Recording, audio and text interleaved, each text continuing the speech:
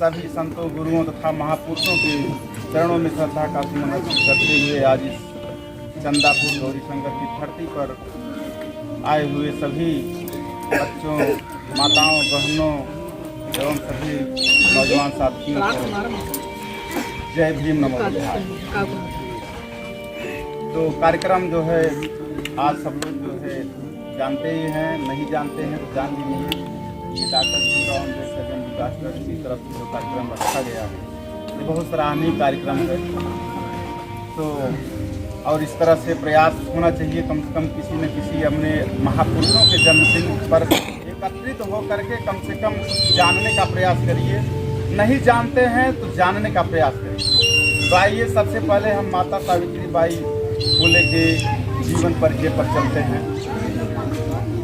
तो माता सावित्री बाई फुले का जन्म उस समय हुआ जब हमारे देश में पूर्ण रूप से सामंतवादी या मनुवादी व्यवस्था चरम सीमा पर थी, जब लड़कियों को और शूद्रों को बिल्कुल शिक्षा का कोई अधिकार, शिक्षा का नहीं बल्कि कोई अधिकार नहीं था, संपत्ति का अधिकार भी नहीं। तो माता सावित्री बाई फुले का जन्म 1 जनवरी यानी आज के ही दिन 1831 3 जनवरी आज के ही दिन, भूल गया मैं 1 जनवरी लेकिन आज का दिन याद करिए। 3 जनवरी 1831 सतारा जिले में नयगांव है, वहाँ पर इनका जन्म हुआ। इनके पिताजी का नाम खंडोजी नेवसे पाटिल था, लोग उनको प्यार से पाटिल पाटिल ही कहा करते। माता का नाम इनके लक्ष्मी देवी था और इन्होंने बचपन से ही शिक्षा के प्रति इनका बहुत लगाव था, लेकिन उस व्यवस्था के नाते इनको शिक्षा से वंचित रखा गया। जब ये विद्यालय में जाती थी तो एक अंग्रेज महिला थी और इनको प्यार से बुलाती थी पढ़ने के लिए, जाती थी। लेकिन जब इनके पिताजी को मालूम हुआ, कहें बेटा तुमको पढ़ना नहीं चाहिए। कहें पिताजी क्यों मैं नहीं पढ़ सकती हूँ। उन्होंने जोर देते हुए क्या तुम चाहती हो कि मैं मर जाऊं? क्योंकि ब्राह्मणवादी व्यवस्था ने इस तरह से दिमाग में रख दिया था कि अगर बच्चियां पढ़ेगी तो मर जाएंगी, उनके पिता मर जाएंगी। तो क्या तुम चाहती हो कि मैं मर जाऊं? सावित्री बाई आंखों में आंसू लेकर के कही जो है पिताजी मैं यह नहीं चाहती कि आप मर जाएं, मैं नहीं पढ़ूंगी लेकिन आप जिंदा रहें। उस समय की व्यवस्था थी। इनकी शादी हो गई ज्योतिराव फूले जो उनके बगल में है, और ज्योतिराव फूले के पिताजी जो है गोविंदराव फूले को भी तमाम परिस्थितियों का सामना करना पड़ा। ज्योतिराव फूले मात्र कक्षा 7 तक पढ़े और उनको पढ़ाई करने के लिए जो है जब पढ़ाई करने जाते थे तो ब्राह्मणों को वो भी कष्ट होता था कि ये शूद्र पढ़ लेगा तो आगे क्या करेंगे। इस पर भी इनको भी प्रताड़ित किया गया कि किसी तरह हो ये भी न पढ़ने पाए, नहीं तो अपने समाज को जगाएगा और हमारा जो व्यवसाय है वो बंद हो जाएगा, हमारा जो समाज में ये व्यवस्था है वो बंद हो जाएगा।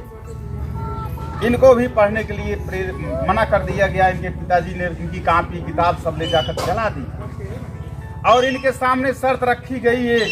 इनकी एक बहन थी, उसने शर्त रखा इनके पिताजी गोविंदराव कि फूले ज्योतिराव मैं तुमको तब पढ़ाऊंगा जब तुम शादी कर लोगे। ज्योतिराव फूले ने बड़े संकट में पड़ा कि अभी मैं शादी करने की क्या जरूरत हुई, लेकिन उनको खुशी हुई यदि मैं शादी कर लूँगा तो हमको पढ़ने का अधिकार मिल जाएगा, इसलिए उन्होंने शादी करने के लिए राजी हो गए। तब जा करके सावित्री बाई फुले की शादी इनके साथ होती है। और जब ये शादी करके घर में आते हैं, एक दिन जो है किताब कॉपी से उलट रही थी, एक दिन ज्योतिराव फूले जो है इनको बिगड़ गए, क्योंकि लोग कहते हैं कि शादी के बाद औरतें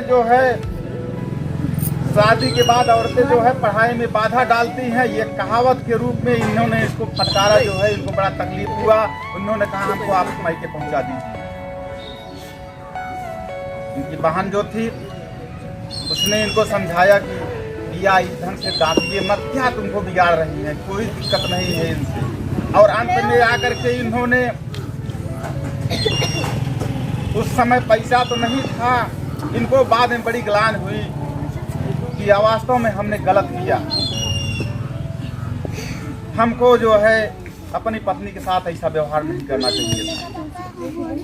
इन्होंने गिफ्ट में फूल लिया, फूल कि आज मैं यही फूल दे करके उनसे माफी मांगूंगा कि सावित्री तुम मुझे माफ कर दो। और रास्ते में जाते समय उनके पिताजी जो है मिल गए, कहें कहाँ गए थे? कहें पिताजी कहीं नहीं। कहें क्या लिए हो हाथ में? हाथ में उसके लिए जो है फूल देखे तो ज्योतिराव फूले संकोच में पड़ गए। कहें फूल क्या करोगे? कहें सावित्री पूजा करते हैं इसलिए। कहें ठीक ले जाओ। तो ले जा करके उन्होंने माफी मांगा कि सावित्री जो है हमको माफ कर देना। कहें क्या गलती हुई है, हम माफी क्या बात हुई? कहें नहीं, हमने आपको जो है कष्ट दिया इसलिए हमको माफ कर दीजिए। कहें कोई बात नहीं है, एक शर्त पर मैं आपको माफ करूंगी। कहें क्या शर्त है? कहें आप डेली मुझको एक कहानी सुनाएं। सावित्री बाई फूले ने शर्त रखा अपने पति के सामने कि आप डेली मुझको एक कहानी सुनाएंगे, इसी शर्त पर मैं आपको माफ करूं। कहें ठीक है भैया, मैं तुमको कहानी ये सुनाऊं। इसके बाद धीरे धीरे जो है ज्योतिराव फूले के अंदर जागृति पैदा हुई कि क्यों ना हम अपनी पत्नी को पढ़ाना शुरू करें। इन्होंने एक दिन शर्त रखी कि सावित्री क्या तुम पढ़ना चाहती हो, पढ़ोगी? कहें मैं तुमको एक दिन 2 दिन समय देता हूँ समझने के लिए, विचार करने के लिए, सोच लीजिए, इसके बाद मुझसे बताओ। 2 दिन बाद फिर पूछते हैं कि सावित्री तुमने क्या निर्णय लिया? कहें ठीक है मैं पढ़ूंगी। अब सोचिए, जहाँ पूरी व्यवस्था नहीं थी, रात में दरवाजा बंद करके, खिड़की बंद करके किस तरह से माता सावित्री बाई को इन्होंने पढ़ाया। और इनकी जो एक बहन थी वो अंग्रेज के यहाँ जो है जा करके वो काम करती थी, वहाँ वो भी पढ़ रही थी। पता नहीं किसी समाज को पता नहीं, वो भी वहाँ पढ़ रही थी। इसके बाद वह ज्योतिराव फूले का पूरे सहयोग किया। जब लगा जो है ये पढ़ रही है तो उन्होंने कहा ठीक है भैया, इसको हम जो है अपने अंग्रेजी वाले स्कूल में भी इसका हम नाम लिखवा दें, लेकिन आप इसको पहले पढ़ाइए। ये धीरे धीरे पढ़ रही थी। एक दिन संजोग ऐसा हुआ, ज्योतिराव फूले के पिता गोविंदराव जो है जाए बच्चों शांत रहो जा रहे थे और आवाज भनक पड़ी कि कोई महिला पढ़ रही है। और पहुंच गए दरवाजे के पास, शांति से सुन रहे हैं क्या पढ़ रही। और सावित्री बाई फूले किताब लेकर पढ़ रही। उसने कबाड़ा खोला, खड़खड़ाया, गए कहें पिताजी आप?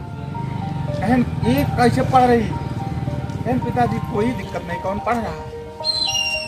कहें नहीं हमने सुना पढ़ रही है बेटा, लेकिन एक चीज ध्यान रखना, यह चीज अंदर ही रहे, यह बाहर न जाने। कहें पिताजी कोई बात नहीं, कोई नहीं जाने। इसके बाद सावित्री बाई फूले पढ़ी, लेकिन भाई कोई चीज घर में होगा तो कब तक उसको आप सिखा सकते हैं? एक नहीं एक दिन वो बाहर उसकी बात जानी ही जानी। बाहर जब बात गई, सावित्री बाई फूले ने शिक्षा ग्रहण किया। अब ब्राह्मणों के कान खड़े हो गए, ये तो जो है हमारी व्यवस्था को तोड़ रहे हैं, ये तो व्यवस्था को तोड़ दिया, एकदम भ्रष्ट कर दिया हमारे धर्म को। स्त्री पढ़ लेगी, हमारा धर्म भ्रष्ट हो जाएगा। इसके बाद सावित्री बाई फूले जो है कहीं कोई बात नहीं है, हम निकल जाएंगे, कोई बात नहीं, धर्म भ्रष्ट होगा, कोई बात नहीं है। पिताजी उनको बहुत डांटे जो है ज्योतिराव फूले को। कहें हम पेशवा के सामने क्या जवाब देंगे? कहें पिताजी आप चिंता मत करिए, आप हमारे साथ रहिए, मैं पेशवा को जवाब दे दूंगा, आप उसके लिए बेफिक्र रहिए। जब ज्योतिराव फूले पढ़ रहे थे तभी जो है उनको पेशवा के सामने प्रस्तुत होना पड़ा। पेशवा ने कहा आप जो है शूद्र होकर के शिक्षा ग्रहण कर रहे हो, ये हमारे धर्म के खिलाफ है, और तुम नारियों को भी शिक्षा का अधिकार दे दिए, हम तुमको जो है सजा देंगे। कहें ठीक है आप हमको सजा दे दीजिए, लेकिन हमारे प्रश्नों का उत्तर पहले आप दे दीजिए, इसके बाद सजा दे दीजिए। उन्होंने कहा यदि नारियों को पढ़ना पाप है तो फिर गार्गी इतनी बड़ी विद्वान क्यों हो गई। तमाम महिलाओं को उन्होंने उदाहरण दिया। पेशवा का सर नीचे झुक गया, उसके पास कोई उत्तर नहीं था। गोविंद राव को लगा, इनके पिताजी को गोविंद राव उनका नाम था, गोविंद राव को लगा कि शिक्षा एक ऐसी चीज है जो सभी प्रश्नों का उत्तर दे सकते हैं। उनको बड़ी खुशी हुई, हमारा बेटा आज पेशवा का सर नीचे कर दिया। लेकिन व्यवस्था तो व्यवस्था ही है भाई, उनके साथ सारा षड्यंत्र था, राजतंत्र उनका था।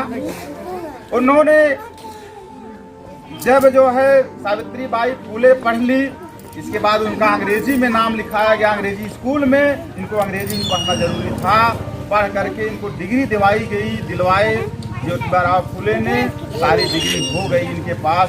तब इनको जो है ब्राह्मणों को खटका। उन्होंने गोविंद राव से कहा हम तुम्हारे फूल को नहीं लेंगे, इसके फूल का बहिष्कार कर दीजिए, तब हो सकता है ये जो है लाइन पर आ जाए। गोविंद राव आए, ज्योतिराव से कहे बेटा ऐसी ऐसी बात है, या तुमको घर छोड़ना पड़ेगा या तो मुझे अपना व्यापार बंद करना पड़ेगा। ज्योतिराव फूले ने कहा पिताजी आप अपने व्यापार को चलाइए, मैं घर को छोड़ सकता हूँ लेकिन समाज को नहीं छोड़ सकता।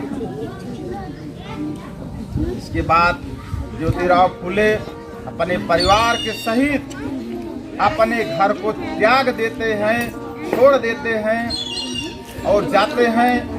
अब सोचिए जिसका कहीं कोई स्थान न हो, अगर आपके बच्चे को बच्चों आप लोग या किसी को अगर घर से निकाल लिया जाए जहाँ कोई स्थान न हो, कहाँ जाएगा।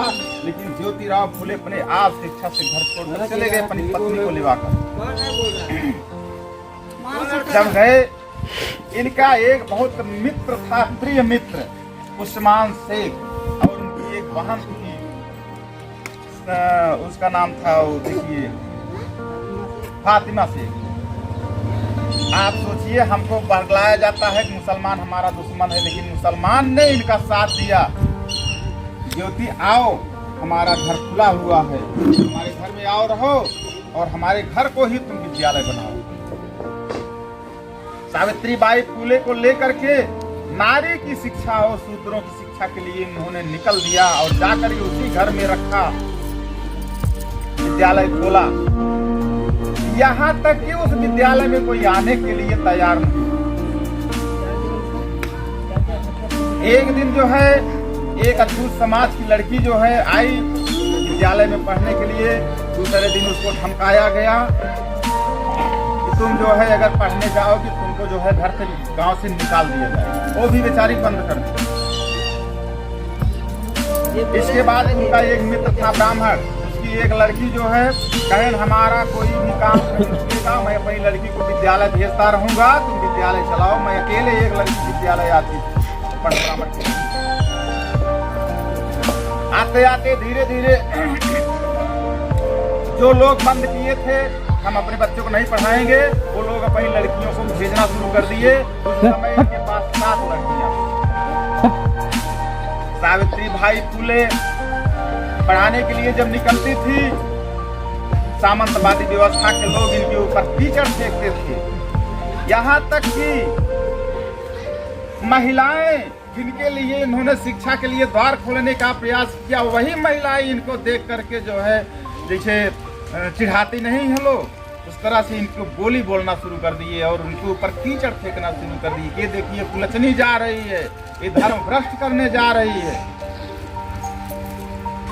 आई विद्यालय आई, ज्योतिराव फूले पहुंचे जो है घर, आकर प्रेम से बैठ गए। सावित्री बाई फूले देखी, कहें मैं जानता हूँ सावित्री, मुझे पता है। एक साड़ी ले आए, लेकर देख देख कहने क्या है, फिर सावित्री मुझे पता है कि तुम जो काम करने जा रही हो उसमें बहुत सारी बाधाएं आएंगी, बहुत सारे व्यवधान पैदा होंगे। यह काम इतना आसान नहीं है। कहन मैं जानता हूँ, मैं जानती हूँ स्वामी, ये काम आसान नहीं है। कहन मैं जानता हूँ तुम्हारे ऊपर आज कीचड़ पड़ा है, तुमको लोग पत्थर मारे हैं। इसीलिए मैं ये साड़ी लाया हूँ।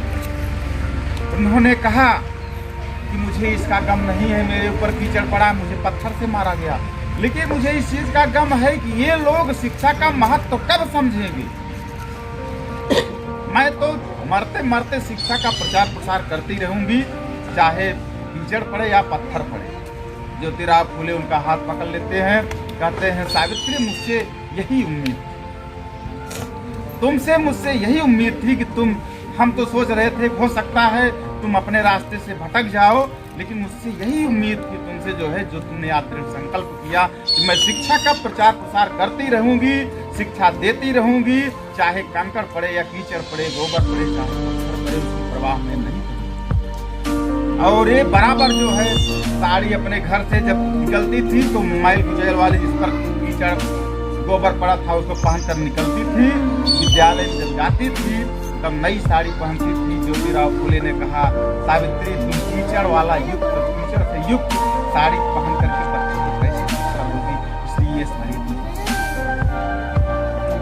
उन्होंने साड़ी को जो है पहना, स्कूल में शिक्षा देते देते देते देते जो है, और सबसे पहले उस ब्राह्मण की लड़की ही उस व्यवस्था में जो है नंबर 1 पर आई थी।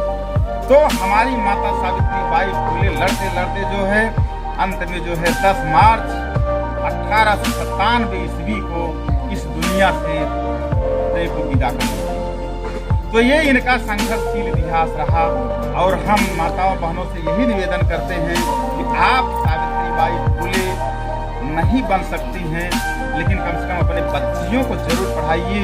जो आपके अंदर एक भावना बनी रहती है कि बच्चियां तो केवल घर का काम करेंगी, इनको केवल चूल्हा बर्तन चौका करना है, इस भ्रम में आप इसको छोड़ करके कम से कम उनको भी मौका दीजिए आगे बढ़ने की। एक दिन हम एक यूट्यूब पर प्रवचन सुन रहे थे कि एक भाई जो है कहा हमारे 2 लड़कियां हैं, बड़ा खुशी रहे, हमारे 2 लड़कियां हैं, हमें कोनो काम ना आए। एक लड़की आती है पीछे से उनका शर्ट पहन कर पकड़ कर खींचती है, कह रहे सुन लीजिए चाचा जी। क्या बात है? कहें बच्ची बेटी उसके घर पैदा होती है, दानी जो होता है जिसके पास दिल होता है, भिखारी के घर बेटी कभी पैदा नहीं। भिखारियों के घर बेटियां कभी पैदा नहीं होती हैं, बेटियां पैदा उसके पास होती है जिसके पास दिल होता है, जिसका दिल बड़ा होता है उसके घर बेटियां पैदा होती हैं। तो हमारे समाज में आज भी उस स्थिति से बच्चियों को देखा जाता है, और प्रयास आप लोग ये करिए बच्चियों को उस स्तर से निकालिए तो शिक्षा दीजिए। तो ये हमारे महापुरुषों का संघर्ष है, संघर्ष से आपको सीखना है। आज हम जो जयंती मना रहे हैं इसके पीछे हमको और नारियों को शिक्षा करने के लिए इन्होंने कितना संघर्ष किया, और कितना संघर्ष किया मैं तो जो हमको याद था हम उसको बता दिए, और बहुत सारे संघर्ष हैं इनके लिए जो है, लेकिन जितना हमको याद था हमने आप लोगों को बताया। हाँ, इसी के साथ मैं यही कहना चाहता हूँ कि कम से कम पुरुषों से ज़्यादा महिलाएं इसमें भाग लें। इसलिए हम आज अपनी पत्नी को खुद लेकर आए हैं। मैं साथ चलता हूँ, अधूरा नहीं बल्कि पूरा चलता हूँ। तो कम से कम हमारे कार्यकर्ता